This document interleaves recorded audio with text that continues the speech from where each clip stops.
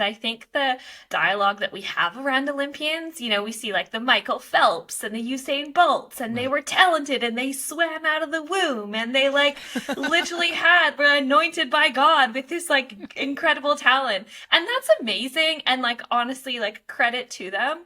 But that's not the all of us, right? Like that is Right. a small percentage of people and it is incredible. But I think a lot of us, we feel pretty like average, and we all have a special spark inside of us. And so the reason that I, call myself the unlikely Olympian, and that's the title of my book, is really because the power of my story. And so within 6 months, I took out a student line of credit. I got on a plane and I moved to Perth, Australia. I'd never been there before.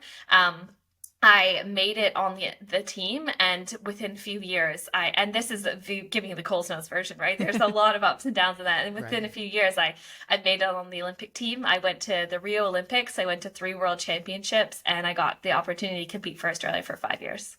7 minutes of me swimming in the pool, you took that away and you gave me everything else, I would still be the woman that I am today. But if you only gave me those 7 minutes and you didn't give me the people, the experiences that I had, the hardships that I went through, the days that I felt like I was going to give up, if you didn't give me all of that, I wouldn't be the woman that I am today. But technically, I would be an Olympian. And so I Mm-hmm. think that we have to really rewire our minds in the society around what it means to go after your goal. It's like, yes, you get to achieve the goal, but what does it mean to become the person, the woman, the man that you actually want to be? Because when you become that person, you will attract that thing. And also, that thing isn't going to bring you happiness. I stood up on stage at the Olympic Games and I thought, well, that was fast.